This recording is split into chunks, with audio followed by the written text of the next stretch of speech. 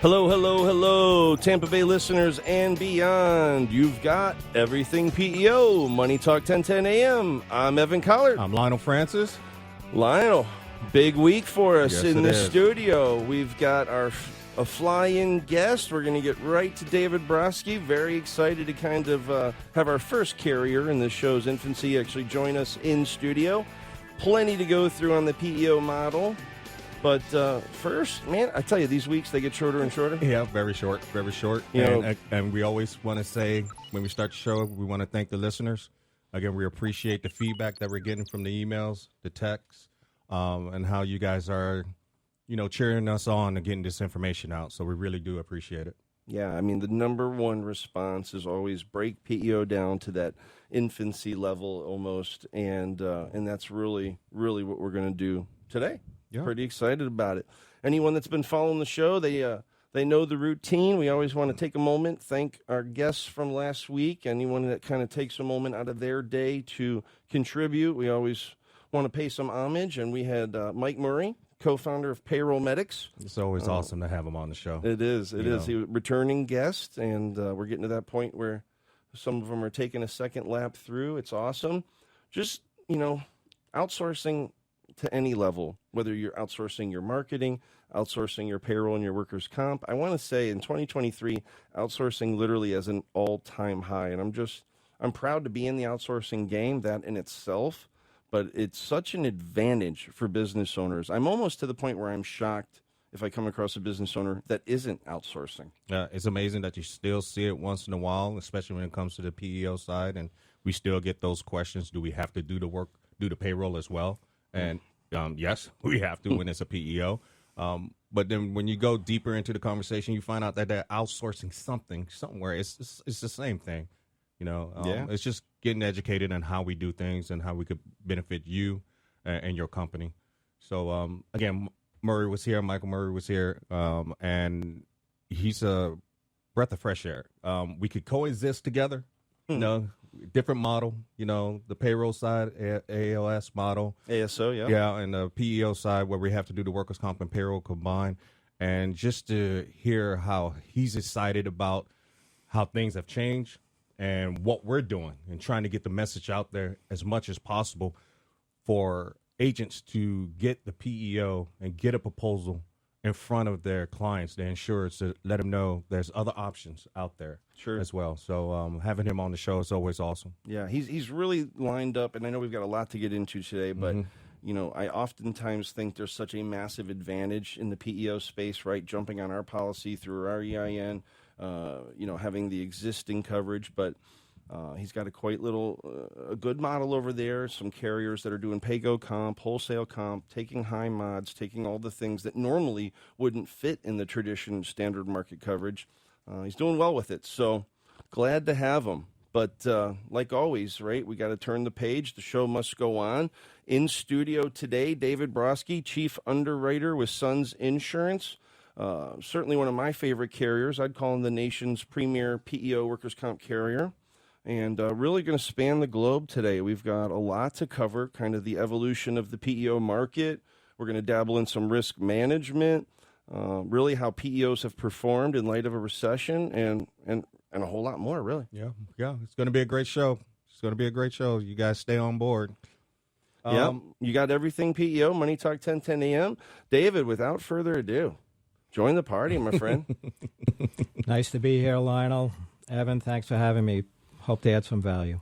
Absolutely. Well, I feel lucky to have you, first of all. I mean, they've probably only canceled nearly 5,000 flights in the last fiscal 10 days. And, the PEO gods blessed us to get you here. Thank God you weren't one of those victims.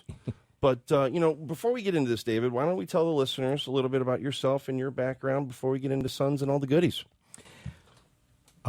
Career underwriter. Always been on the casualty side. Always had workers' comp in my toolkit, if you will. And more importantly, in the last 20 years or so, PEO has been on my radar. Whether it was exclusively what I focused on as an underwriter in several prior companies before SUNZ, or whether it was exclusively what I did. So, been around the industry, have had the opportunity to meet some great people, and watch that industry take off. It is a great industry. Obviously, I'm a little biased, having been in this space for over 20 years now. And I appreciate you having PEO advisors down in Q3 of last year and your training and whatnot to give us a 2 cents there. But, one thing I really like about SUNZ, and one of the biggest roadblocks in this industry kind of happening now, in my opinion, obviously there's several carriers. There's plenty of folks providing coverage in this space, but that underwriting box is really narrowed. Mm-hmm. There's so many of them that have, basically 90%, rough number, but 90%, we all do the same, right? 2 stories or less, 1.25 mod. They all don't take the same 3 or 4 risk codes, from that sense. And SUNZ has really been on the forefront of continuing to move that needle and take almost everything, from a risk sense, and keeping their PEOs happy and healthy. Yeah, I was talking to David about this earlier, how SUNZ and, I'm with SUNZ Insurance, both of us, how we have, like, carte blanche openness to do pretty much anything we want and not stuck in this box. David, tell us what's your thoughts on that? How do you feel about that? Having that opportunity. Sorry, Lionel. No couple of things. Number one, it's in the DNA of the organization. I remember when I was interviewing to come down here, our CEO reminded me that we're not in the declination business, we're in the recommendation business. I like that. And more than anything else, it is a culture. We are in tune with, we are kind of symbiotic with our PEOs. The relationships are important. We grow together, we succeed together, or we fail together. And failure is not in the equation. So we take the time to understand the trajectory of the business, expertise. If there's an outlier, but we don't think it's going to dramatically impact performance over time, we're gonna work with that company, that PEO, to make things work. I love that line. That's awesome. That's special. It really is. And that's, I think, where a lot of, underwriters, let's just put it out there, right? A lot of underwriters are almost taught to look at a case and say, here's why we don't want it. Mm-hmm. Instead of peeling that onion, going to that second and third layer and saying, not here's why we don't want it, but here's why we should take it, mm-hmm. right? And we go on this journey a lot, especially as PEO brokers. I know Southeast, Lionel, very fortunate to be at one of those carriers that can write it all. And I would say, SUNZ and Lion are right there on the forefront of taking risk. But for a lot of us out there, we've got to go to that second layer. What happened after that big injury? What safety implementations or post-accident implementations have you done to turn those losses around? Things like that. And there's nothing more aggravating, David, than getting those answers and then still getting the declination. Especially if you feel like we've answered everything to a level that we should turn this declination around. It's almost like a futile exercise at times. Sure, jump in. Anecdotally, what I can add in terms of an industry perspective, that difference, that breach between what you're describing, Evan, and how we, for one, as an organization, as an underwriting organization, view risk and those challenges, I think that divide is going to continue to grow. And the reason is the business is becoming more data and actuarially driven, predictive analytics, artificial intelligence. We may get into that later in the discussion, which is fine. But what's happening is the underwriter's role and their flexibility in most carriers is becoming diminished. And the tools and the technology are taking over. And it's very frustrating for people who want that opportunity to understand what the difference is between 2 or 3 accounts that look the same, but there's a story behind a claim, or there's a mitigation strategy going on, or something that separates that risk from others. Yeah. Go ahead, Lionel. earlier you said that we're all in, and it's everything about the workers' comp, and we're working together as a team. And you said something that caught me, and you said, fail is one of those things it's not an option. We try to do our best. But there are times when things do happen, and we are lucky, SUNZ Lines, we're lucky because we have the capability of making changes quickly, where some other carriers can't make that adjustment that fast. Yes. So I always see that we're so lucky that if there's a change that needs to be made, especially to help our consumers out there, our clients and the agents out there, that we have the capability of making these changes so fast. Look, our customers, we're not a huge company. We're very large in the space, and we hope to get bigger. Mm-hmm. But we know all of our clients. Mm-hmm. Yeah. There's a very strong value attached to knowing who's on the other side of that conversation, and the fact that we expect each of our PEO owners and their risk management team to be our first line of defense, the way I describe it. They're pre-underwriting, they have risk control folks, they're pre-qualifying. They should know those exposures, and then it's a conversation with our team to get together and close the deal. No, and that you're hitting the nail on the head there in a big way, David. I mean, we had a gentleman on a couple weeks back, David Brodsky, Tobin Robeck, co-founder of Comp Correct. I don't know if you're familiar with this software. And it's an AI software, right? Kind of going down this path of everything being automated, and it's on the claim side of things, right? Did your doctor's lawyer or attorney letters go out in time? When they issued light duty, were you back as fast as possible? And there's a model proven within this software that says they can navigate through the claims quickly and efficiently, and keeping claim payout down about 50%, right? And then from there, helping negotiate better mods and loss picks to a level of, whatever the stats were. But there's a protocol there that has to be met, sure, right, within the nuances of a workers' comp claim. But AI doesn't detect that second level. Like you say, a business owner had a shock loss. I doubt that, we're going to have a $300,000 sprained ankle again, but it doesn't really weigh that out, right? And it has evolved in a big way. I mean, when I got in this business 20 years ago, I think there was 11 PEOs, or 11 states, monopolistic. Clearly, that's whittled down to just 4 now. I mean, there's a reason for that. Private insurance and the PEO model works.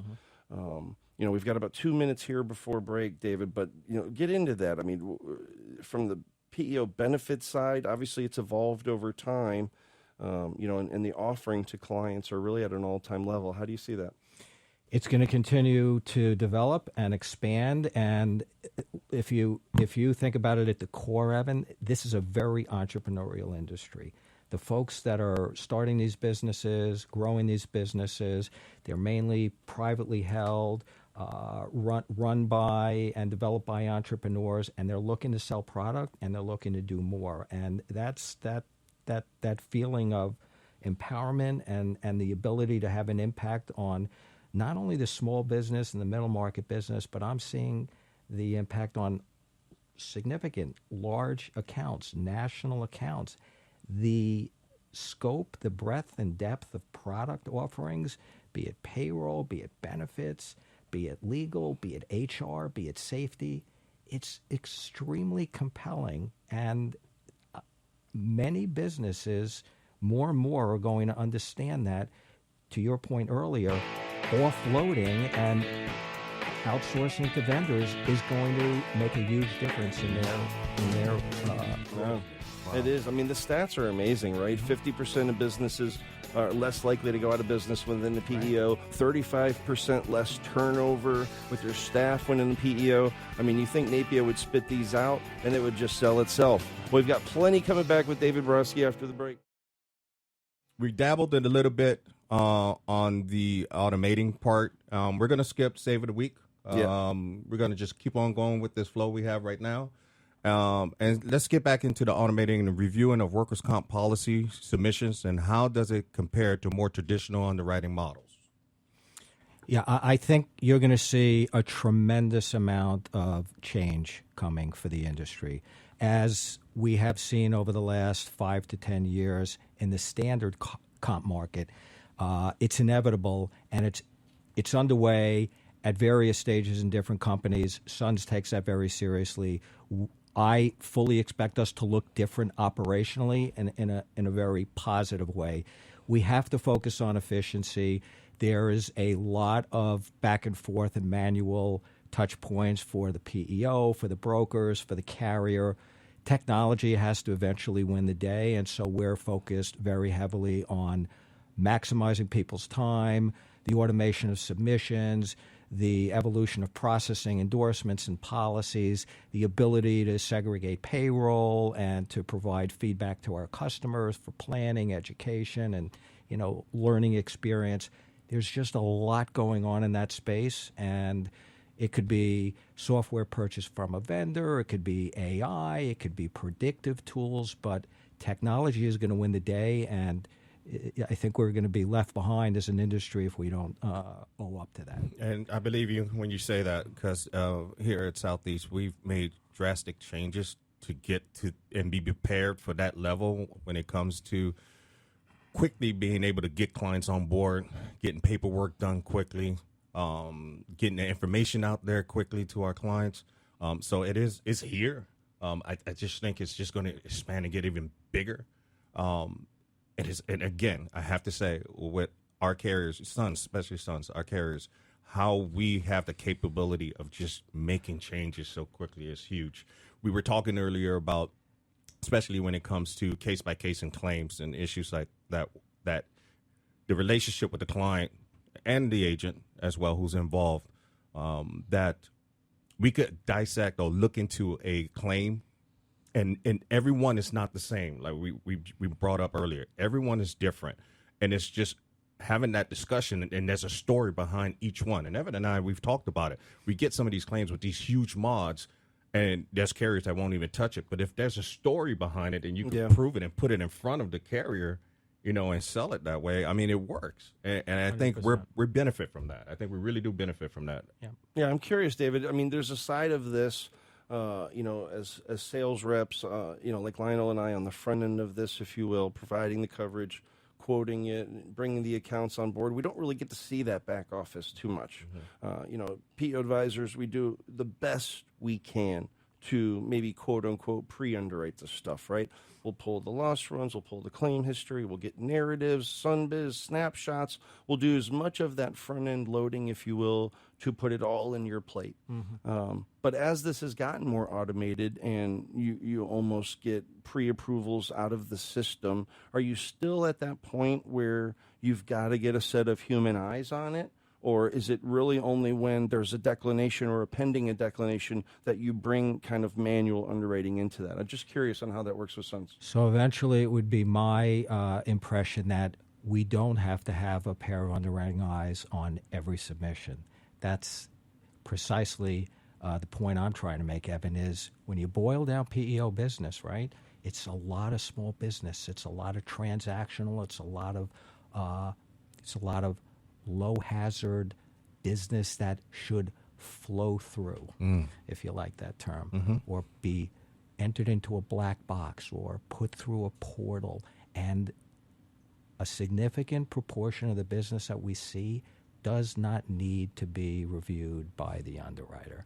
And that's in keeping with how the industry looks at standard business.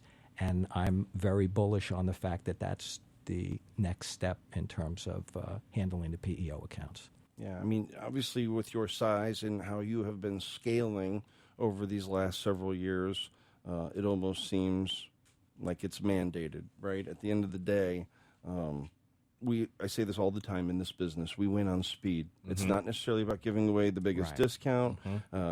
Everybody onboards pretty efficiently if you're doing this business the right way. Speed is the moment that brings the victory, at least at PEO Advisors, right? All we do is partner with insurance agents all over the country, give us the workers' comp you can't place for whatever reason, new, gap, multi-state, hazard, all the above, right? But it's always that one-off risk. I kind of equate it to almost like lending, right? If you have an 800 credit score, you can get a loan everywhere. Same thing. If you got a .70 mod, you've had history for 20 years, you've never had a claim, so many doors are open to you, right? All the business that we're seeing, for the most part, is that one-off business for any particular reason. But all things are certainly not created equal in the underwriting space. So many of them fall out of that funnel. They fit in that narrow box. A quick yes is just as good as a quick no in my book. Yep. And really, it all depends on the quality of the submission. So the Fair. easier our broker friends make it, or our PEO clients make it for us to come to the same conclusion or realization or see the bright spots in an otherwise challenging account, then you have that speedy transaction you referred to. That's where that relationship comes in when having a discussion, saying, well, you're submitting something and you're giving it to me to underwrite it. Give me everything I need. Make sure I have it. Once you're sending it to me, that I don't have to go back to you and ask you more questions. If you know there's a large claim, do you know what happened?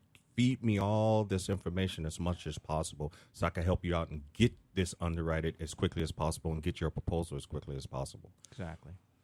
So what role would you say risk management, safety, loss control, and all that play in this space? It's pretty integral. We have a fully developed internal risk control department. It happens to be part of my world in underwriting, and these are highly technical, skilled risk control folks, credentialed risk control folks that know the laws in the different jurisdictions. They have very specific higher hazard industry experience, be it transportation, construction, you name it. But fundamentally, and I might add, many of our PEOs, especially the larger ones, they have their own internal risk control staff, and that's just a value added both for SUNZ and for their clients. But the small company does not get the attention in the standard market that they will get from the PEO and through a SUNZ and through a PEO carrier, because they disappear. Yeah. Due to their size. They're not on anyone's radar. But if they happen to have a particular exposure or they need training, we have the tools to accommodate that. So it's an extremely efficient process and a service that the smaller company otherwise just wouldn't be able to avail themselves of. Yeah, I mean, sorry, Lionel, I know you're jumping in there. I'm shocked to be where we're at, especially in Florida. I feel like Florida is really like the trendsetter for PEOs throughout the nation. And there's still several PEOs in Florida that do not have an internal risk management position filled. And especially if they're on a medium to a high deductible program. It's one thing to be on a guaranteed cost platform. You're not rating comp codes over 3%. I mean, it's very, almost white collarish, right? Mm-hmm. But if you're dabbling in this space and you have a medium to high risk deductible, it seems almost dangerous. Yeah, irresponsible. Right? Very, to not have it. But it's almost like the carrier saying, if you want to share in with us, we'll give it a yes. It's I like that word, irresponsible. So, we do stewardship reports with our clients. Just a quick comment. And risk control is just at the heart of providing feedback to the customers, breaking it down to the client level, giving some anecdotal feedback on particular claims or issues that are emerging. So risk management and risk control, loss control, it's just fundamental to what we do every day. You almost at a position when you're bringing on a new PEO that you're dictating that they have this position filled internally? We don't dictate, but it's part of the underwriting and the vetting process. And to your point about how are they controlling risk, how are they managing their own portfolio, because we're partners together. So even though perhaps they're taking $100,000 or $250,000 deductible, mm-hmm. we want to make sure that they remain sound, viable, and solid and in control. And part of that is making sure that they vetted the exposures as carefully as we do.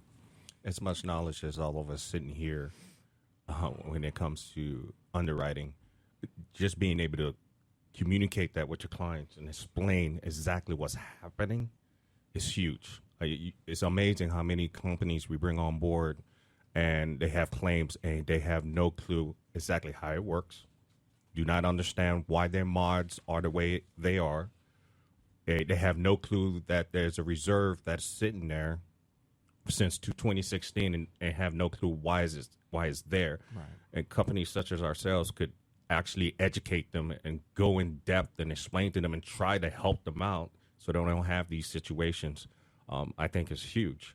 And that's another reason why we believe that these agents should be putting, PEO as an option in front of all of their clients, because for those companies that are starting out that have no clue when it comes to not just payroll and how to do payroll, not just workers' comp and getting your general liability and your insurances for your trucks and everything else, you just got a team that's there to back you up with everything else and giving you the knowledge, and hopefully you could just concentrate on your craft, what you do best, what you're there for. We'll take care of the rest and help you out.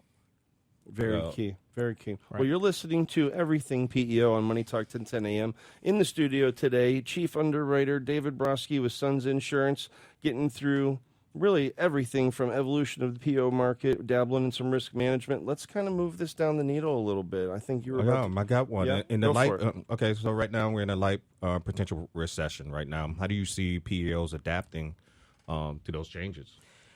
I think if you're a small business or a mid-sized business, you should feel a tremendous amount of comfort if you're in a PEO relationship, because there are headwinds that you may not have the experience to survive or navigate. And when you're dealing with folks that have been through it, tried and true, and have the resources that the PEOs do, that's your backstop. They're going to help you, whether they say to you, look, we'll take over X part of your business, and we'll help you with a hiring, or we think you should consider shifting to a staffing model. Whatever that is, they're your consultant. They are your teammate, and they will help you through challenging times. A recession being a very key concern to a lot of businesses, that's where you want to fall back. Yeah, it's amazing to me. It's never been tougher to find good help.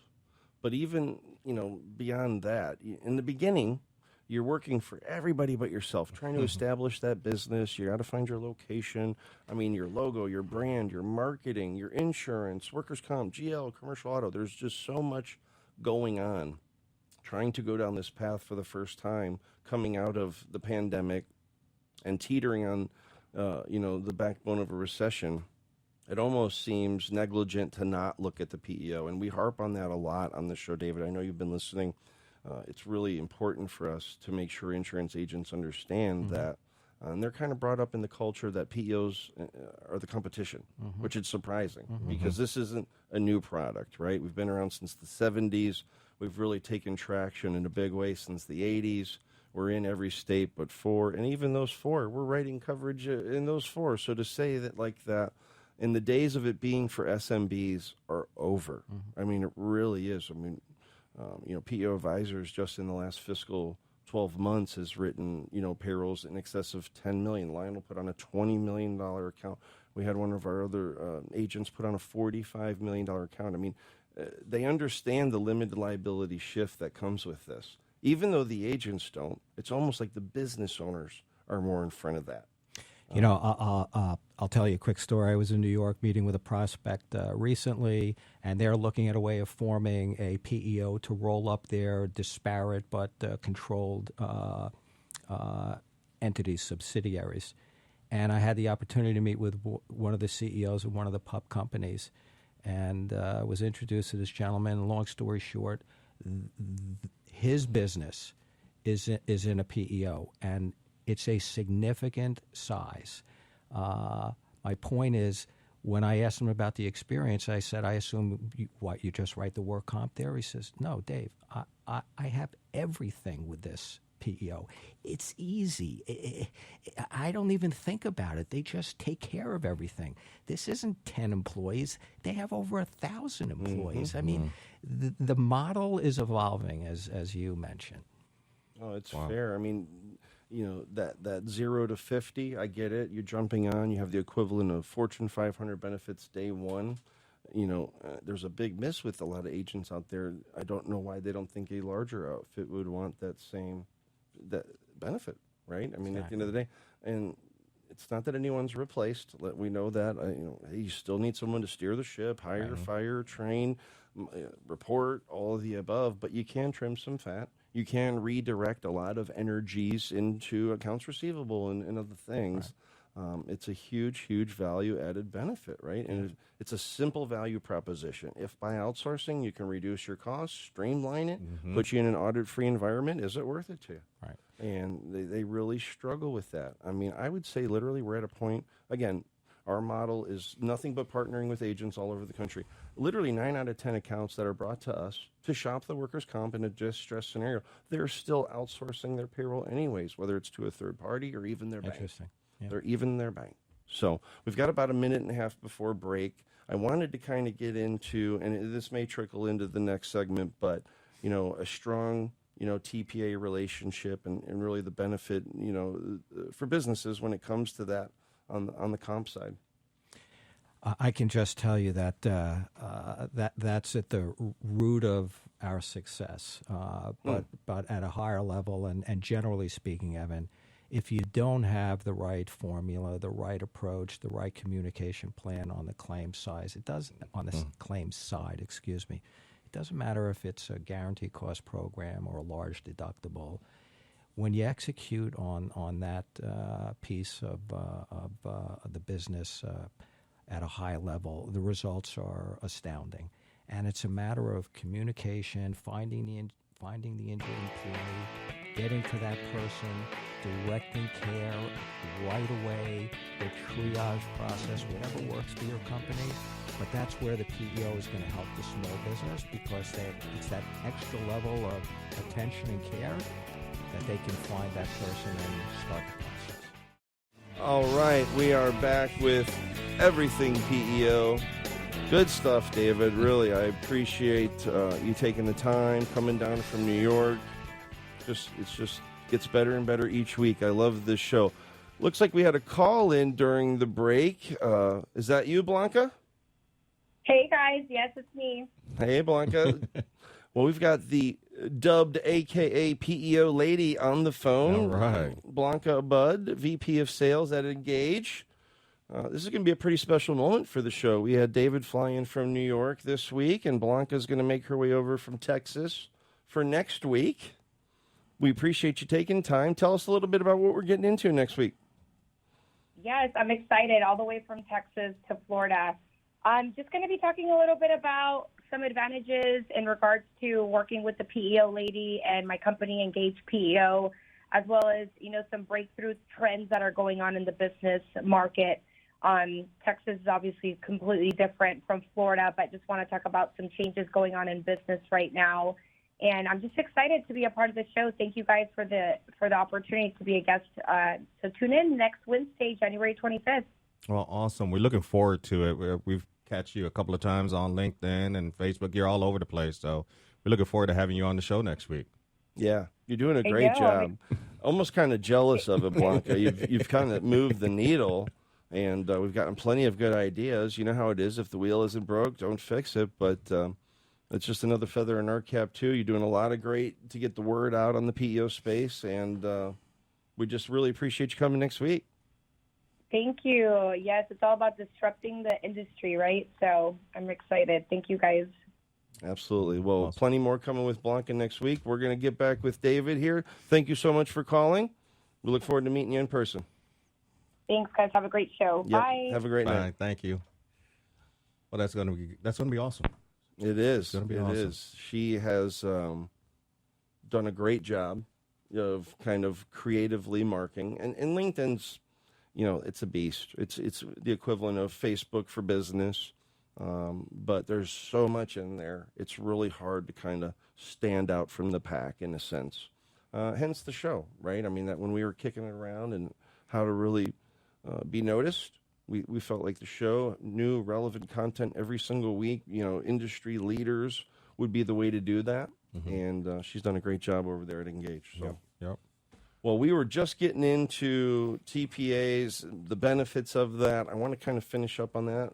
we've got about 10 minutes left here with David, but, same thing. We were almost talking about how surprising it is that some PEOs have literally no risk management internally. And of course, a lot, for those that don't know, TPA, nurse case managers, adjusters, they kind of help navigate that process through the claim. Some do in-house, some use a third party. And I'm sure all your PEOs range on both sides of that scope. How much does SUNZ really weigh in on that versus the PEO side? Well, in the case of SUNZ, all of our claims are in-house, so we do not unbundle. Other carriers may be capable of unbundling to some national providers. In our case, we have NLA, which is in-house, part of the SUNZ organization, and we have found that model has been hugely beneficial to us, especially as we look at our history prior to, say, the last 8 or 10 years. The framework that we've developed, the technology, the tools, the skill sets have made a world of difference in terms of our underwriting results and support of the financial growth and profitability of the company. So it's been a game changer. We've mentioned this term, co-employer relationship, so many times, so they understand that we're in this together, because you have a team behind you who's going to go ahead and step by step walk you through and handle these claims efficiently to get these employees back to work, and that's huge. And agencies and employers should be taking advantage of this constantly, all the time, especially if you don't have no clue how to handle these situations when it comes to an employee who's injured on a job, and what's your next step to get them back to work or to, get your claims down lower. And it's just huge. I wanted to ask this question earlier, so I'm gonna just ask you right now. The rates are dropping again, okay? And I just want to get your perception of what you see that can happen or will happen. It's a good thing I'm not a betting man. Yeah, we would all lost that one a long time ago. Well, I lost on Monday, so our Bucks didn't do it Monday, so I lost on that bet. But Honestly, I see a growing out of balance. And what I mean by that is where the regulators, where the actuaries see pricing going and rate levels going, and where the market and the underwriters, folks making the day-to-day decisions, where they see things going and what their expectations are for proper price points. And I think that divide is growing a little bit, which means sooner rather than later, my humble opinion is that we'll see a reality check, we'll see some course correction, and we're starting to see that in pockets. It could be jurisdictional, it could be a class of business, it could be a program that didn't do well, and so you'll see more business deviating from the standard market, where we'd like to see more business as an industry, of course, for PEOs. And you'll see a little bit more disruption, but it's coming. We're almost at a point of no return. And again, PEO customers that may prefer or be of a size that they can't take risk and they need a guaranteed cost alternative, that's going to be really difficult to sustain if this course continues. It's shocking. I mean, we all thought it, especially, I want to say, was it 4 or 5 years ago now, when the attorney caps got lifted and the indemnity stretched out from 2 to 5, and everyone assumed there would be eventually that knee-jerk reaction of claims are going up because of it. And I don't think when the attorney caps were adopted, anyone thought it would lead to, oh my gosh, we can't find attorneys to take our cases. They're capped on their billing. But when that spigot turned on, it got turned on in a big way. And everything's up, and whether it's through inflationary or just simply time, these claims are costing more in every bucket, but yet the rates are almost at a historic low, and it's a tough conversation with business owners. They're just so happy to see their rates down, almost not understanding that they've gotten so low, it's actually what's hinging them from finding options, and it's really it's been a big driving force in the PEO space. I mean, we've benefited greatly from doors shutting. I mean, there's 2 or 3 carriers leaving the state this year already, right? And I assume there will be more. But no one thought it would continue this long. I mean, we're up on 8th, 9th straight. 9th straight of the rates dropping, and hence the reason why we have this show right now to especially get these agents to understand we see what's coming down the line. And if you're not prepared and partner up with a PEO, expect a lot of your clients disappearing because we're not going anywhere. Okay, we're not going anywhere. We think outside the box. We have tons of services that we could provide, and someone's going to get that PEO quote in front of your client. Why risk the chance of losing that client? Yeah. Right? Why risk the chance of losing the other lines that you have with that client? And Lionel, remember we talked earlier about technology and, impending changes. Think about that.